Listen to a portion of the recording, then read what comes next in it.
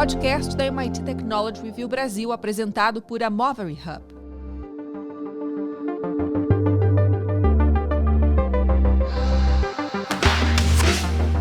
Olá, sejam bem-vindos e bem-vindas ao podcast Energy Center da MIT Technology Review Brasil.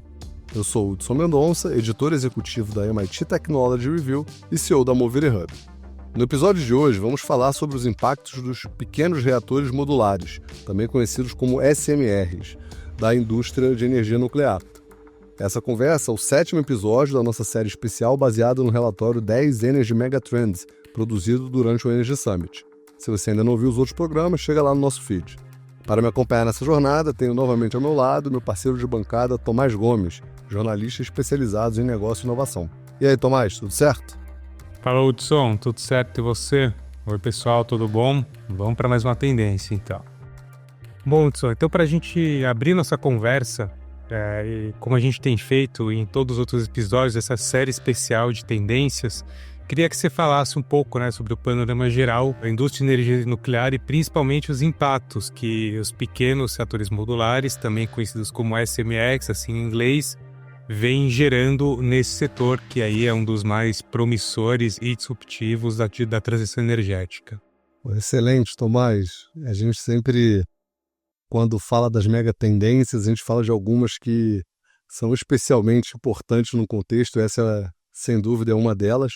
Acho que as 10 mega tendências são importantes, mas essa aí realmente tem se tornando uma realidade muito rápida. Então, assim, começando esse nosso overview dessa nossa 7ª mega trend, dessa 7ª mega tendência, a gente tem a nuclear como uma das energias, das fontes com maior potencial de descarbonização no curto prazo em termos de fontes estáveis. A gente fala sempre da intermitência, da variabilidade das energias renováveis como solar e eólica, e a nuclear ela consegue ter uma estabilidade bastante grande na geração por funcionar como uma termoelétrica.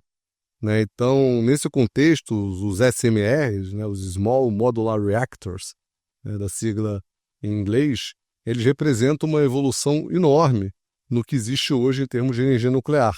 A gente fala também sempre daquela mega tendência de descentralização do setor de energia. Os SMRs são, uma certa forma, uma maneira de descentralizar um pouco a geração de energia nuclear.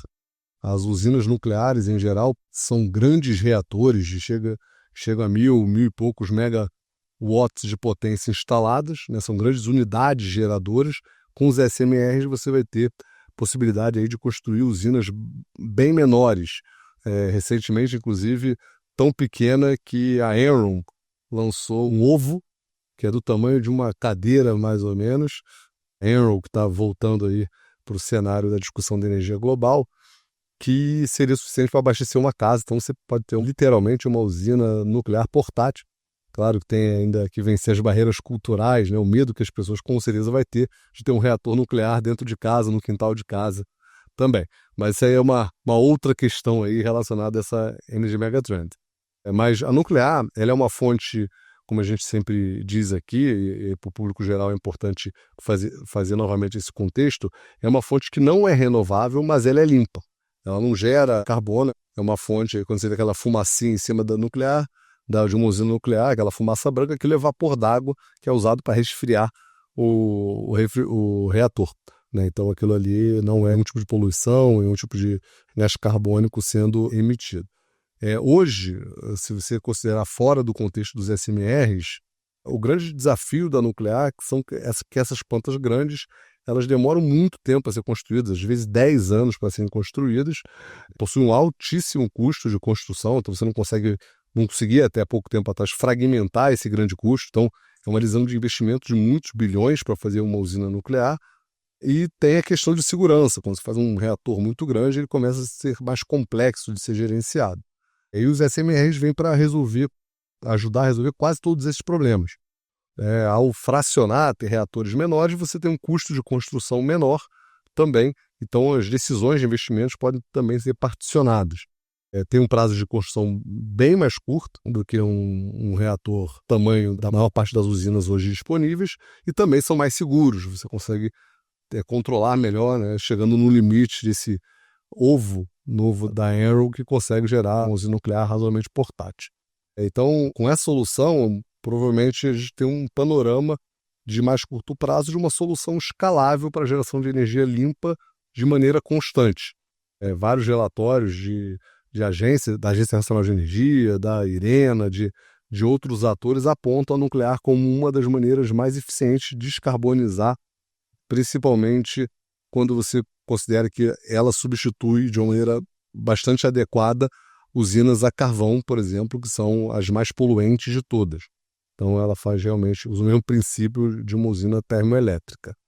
Ela também é super importante porque ela complementa no portfólio das matrizes energéticas as energias solar e eólica, que são energias super limpas também. Hoje, as fontes de energias renováveis mais difundidas aí no mundo inteiro, e no Brasil não seria diferente, a eólica como a segunda fonte, solar como a terceira, mas as nucleares elas são constantes.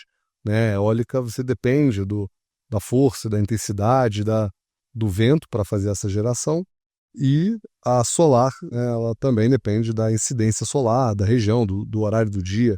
Então você consegue aí ter uma complementaridade muito boa com a energia nuclear, ativando essa usina nos momentos em que as renováveis estão emitindo menos. O IPCC, que é o painel intergovernamental de mudanças climáticas, aponta aí que a energia nuclear e aí os SMRs em especial são tecnologias e fontes energéticas fundamentais aí para manter as metas de não aumento da temperatura global. Então, de maneira resumida, os SMRs eles têm o potencial de reduzir significativamente a emissão de CO2 oriundo das matrizes energéticas, principalmente em regiões, em áreas em que a eletricidade é gerada hoje a partir de carvão, gás natural, né, e outros tipos de combustíveis fósseis.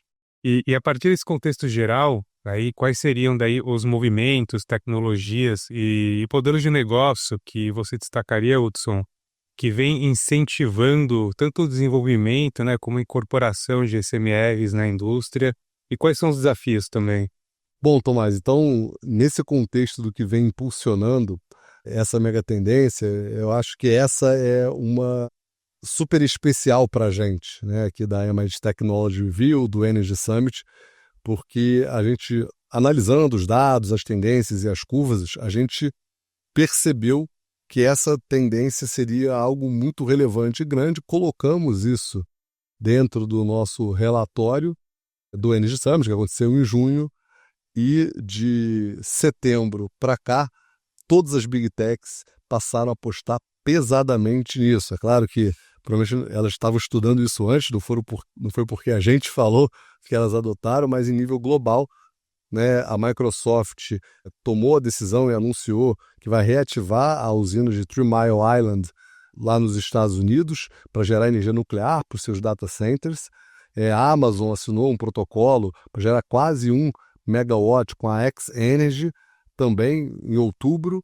O Google assinou um acordo para compra de múltiplos SMRs com a Kairos, que inclusive é uma startup que a gente já falou aqui nos episódios, até antes do Energy Summit, né, tem destacado, a gente faz esse raio-x, esse monitoramento das startups, e a Meta, depois em novembro, assinou então as 4 Big Techs, Microsoft, Amazon, Google, e Meta investindo nesse tipo de energia para abastecer os seus data centers que vão treinar os modelos de inteligência artificial de cada uma dessas. Então a gente antecipou essa tendência que agora, alguns meses depois, está se tornando realidade, e é um ponto que nos traz muita felicidade, né? A gente realmente está aí fazendo as análises corretas e antecipando as tendências, algo que a gente gosta de fazer bastante aqui.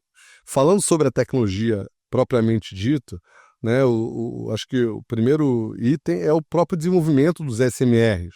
Né? Tem muita tecnologia a ser desenvolvida, a gente está falando aqui de reatores que vão de 50 a 300 megawatts de potência em comparação com reatores convencionais que chegam a 1.000 ou até mais megawatts de capacidade instalada. Né? São projetos que demoram um tempo muito menor para redução para construção.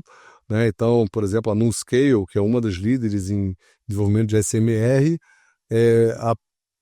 recebeu a aprovação regulatória dos Estados Unidos, e o início das operações está previsto já para 2029. Quando escolhe, né, os 10 anos aí previsto para alguns tipos de projetos grandes de usina nuclear, isso mostra um tempo bem menor de operação.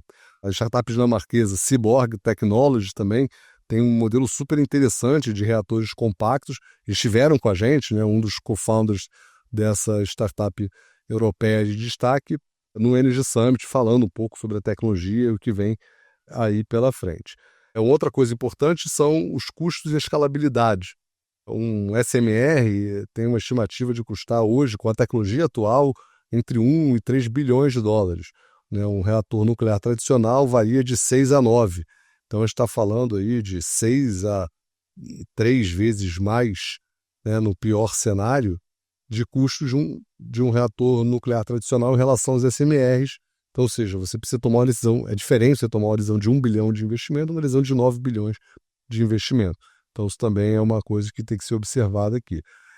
A questão da segurança melhorada, né, a gente tem percebido a preocupação, isso é fundamental até para a sociedade comprar a usina nuclear como alternativa viável, né? Sempre que a gente fala de nuclear, na cabeça a bomba atômica, os acidentes de Chernobyl, Fukushima, mas os pequenos reatores nucleares também, além do custo e do prazo, têm investido muito em tecnologia.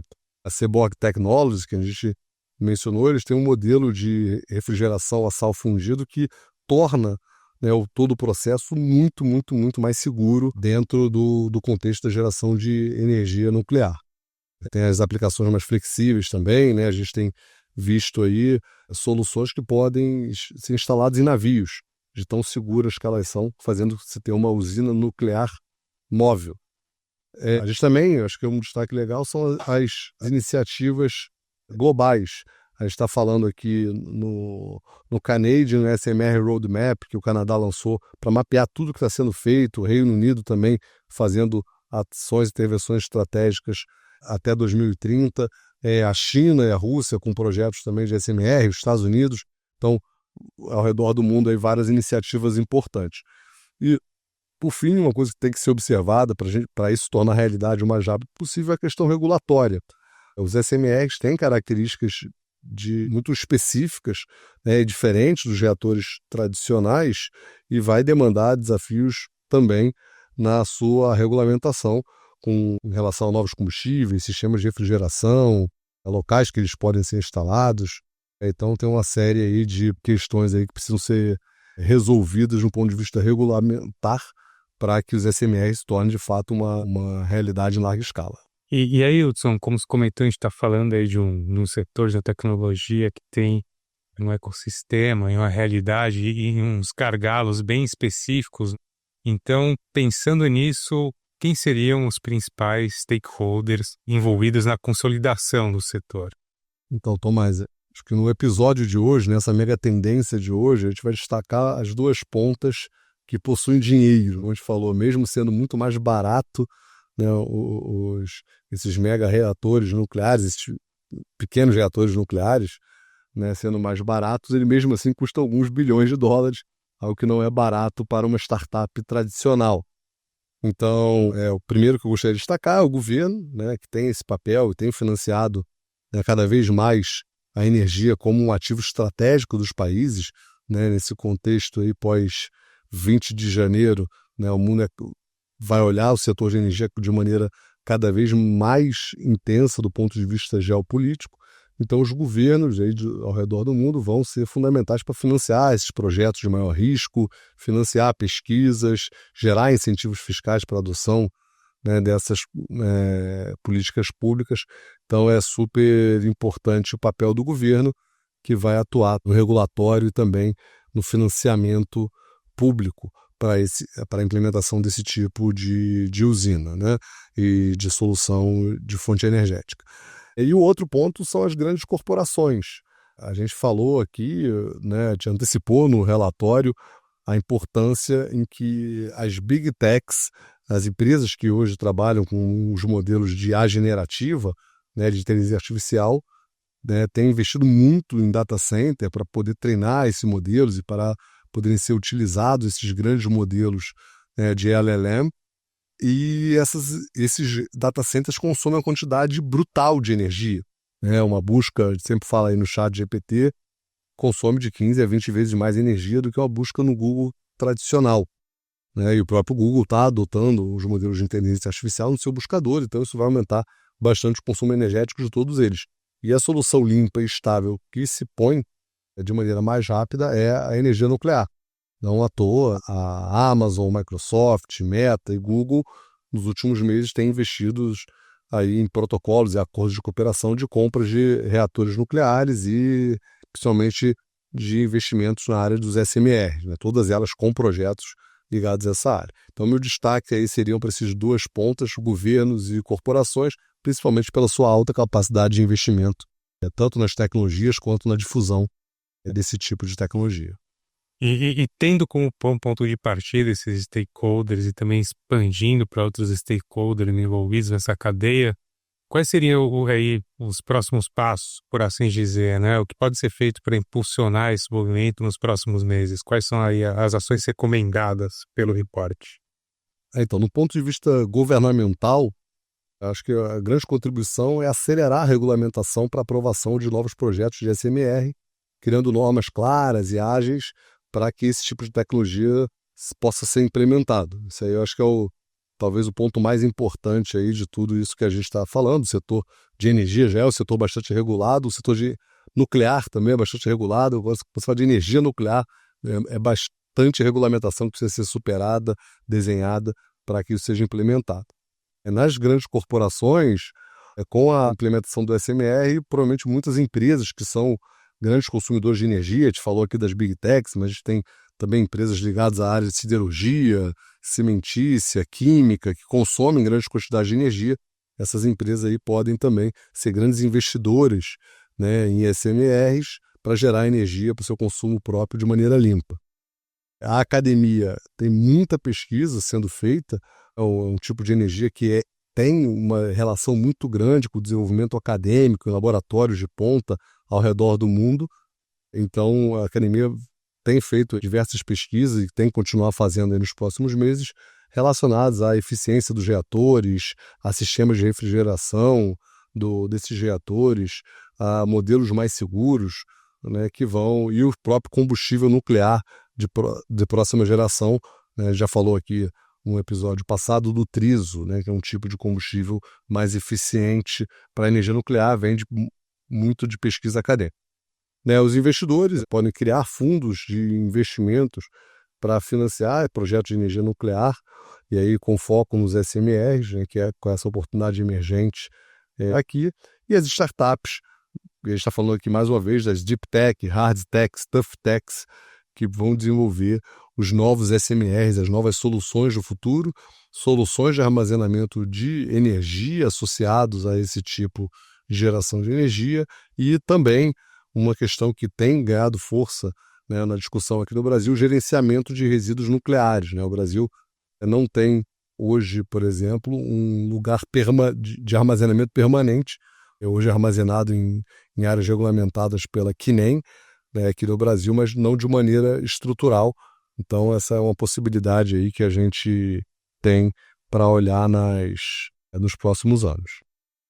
Muito bom, Hudson. A gente está se aproximando aqui no fim da nossa conversa. Para quem não acompanhou os episódios, o que eu já recomendo que você faça, volta lá no feed e confere as outras tendências que rolaram até aqui. E como está no relatório, que eu também recomendo que você vá lá e baixe, tá imperdível, assim, continua, né, com um panorama muito importante para a gente entender todos os movimentos de transição energética que a gente vai falar aqui também e que vão orientar o mercado daqui para frente. Mas feito aí esse jabá rápido de nós mesmos, como eu estava falando no final de cada relatório, ao final de cada programa, a gente sempre termina falando como o MIT vem se conectando à tendência que a gente apresentou durante o programa. E quando a gente fala do SMR, qual a iniciativa que você destacaria do MIT nesse sentido? Tomás, acho que o MIT tem muita coisa sendo desenvolvida na área de nuclear, né? O MIT, inclusive, é super relacionado à área nuclear, né? O projeto Manhattan lá atrás, que gerou a bomba atômica, foi um projeto liderado aí por vários pesquisadores do MIT, né? Então, a concepção do uso da energia nuclear da maneira que a gente conhece hoje foi fruto de pesquisas do MIT. Então, meu destaque é para uma startup que foi fundada em 2023, bastante recente, a partir do Departamento de Ciência e Engenharia Nuclear do MIT, uma startup, uma spin-off acadêmica, né, mostrando aí a força da academia também nesse processo de criação de startups, né, muito comum lá no MIT, que a gente precisa avançar mais aqui no Brasil, mas essa startup está evoluindo, né, e está revolucionando a energia nuclear, fabricando essas usinas modulares em estaleiros.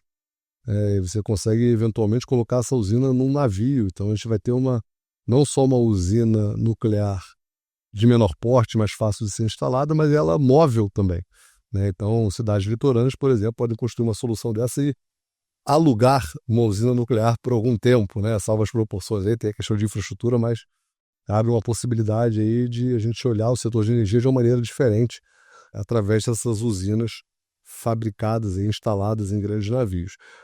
A empresa ela consegue números super impressionantes, ela consegue reduzir o custo de usinas nucleares de 10 mil para 2 mil dólares por quilowatt de potência instalada, então são 5 vezes menos, e também reduzir em 5 vezes o tempo de construção. Uma usina tradicional aí que demoraria 10 anos para ser construída, usando as tecnologias da Blue Energy, consegue ser construída em 2 anos. Então, menos dinheiro e menos tempo, sem dúvida um grande passo para que esse tipo de energia seja adotado em larga escala. E o que é legal, super interessante, é que o CEO dessa startup, da Blue Energy, o Jake Jurevski, baseou sua startup na sua tese, né, de doutorado no MIT, e essa empresa também conta com o apoio do The Engine, que é o fundo de venture capital do MIT. Então você vê que é uma conexão só nesse case aqui de startup, grandes empresas que estão comprando a solução, universidade, que é o MIT, e investidores, né? Provavelmente o governo vai ser fundamental quando precisar regulamentar essa tecnologia. Então tem aqui as 5 pontas trabalhando conjuntamente para tornar isso viável. Bom, então com mais essa tendência apresentada, podemos ir para nossas dicas do Energy Beats. Momento Energy Beats. Bom, pessoal, então vamos agora para o nosso momento Energy Beats, para nossas dicas do dia. Eu vou começar aqui com os meus. Para quem quer saber mais do assunto, eu recomendo o documentário Nuclear Now, um documentário de 2022, escrito e dirigido pelo Oliver Stone, uma série de pessoas aí famosas contribuindo, fala exatamente sobre o uso e aplicação da energia nuclear como uma das soluções, das principais soluções para a questão do combate das mudanças climáticas, né, e a complementaridade aí de outras energias para conseguir atingir a neutralidade de carbono. Então vale muito a pena olhar, um documentário relativamente recente que faz um pouco dessa história.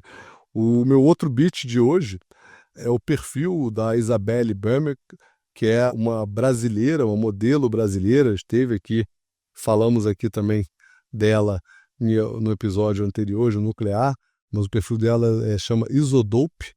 Ela é uma influencer de energia nuclear, uma personalidade das mídias sociais, tem um canal super grande aí no TikTok, né, no Instagram.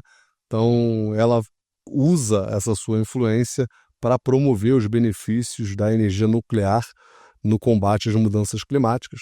Então, a gente também tem a Isabelle, o perfil da Isabelle aí como um beat, algo para ser acompanhado e saber mais sobre o assunto. Bom, Tomás, e você? Quais são os seus beats de hoje? Bom, Hudson, sabia que esse dia ia chegar, que a gente ia falar o mesmo beat. A gente não combinou, mas o que eu tinha reservado também era no documentário do Oliver Stone, Nuclear Now.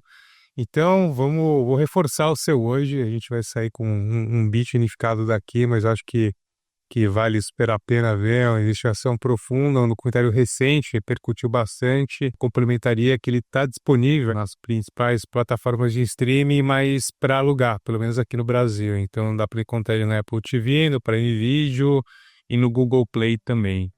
Então, fica aí o nosso beat, o meu e o seu Nuclear Now, pessoal. Bom, pessoal, esse foi mais um episódio do podcast Energy Center da MIT Technology Review.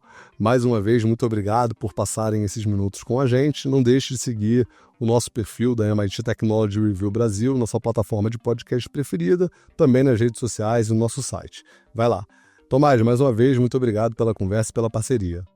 Valeu, Hudson. Obrigado, pessoal, pela audiência. Até semana que vem. Podcast da MIT Technology Review Brasil, apresentado por Amovery Hub.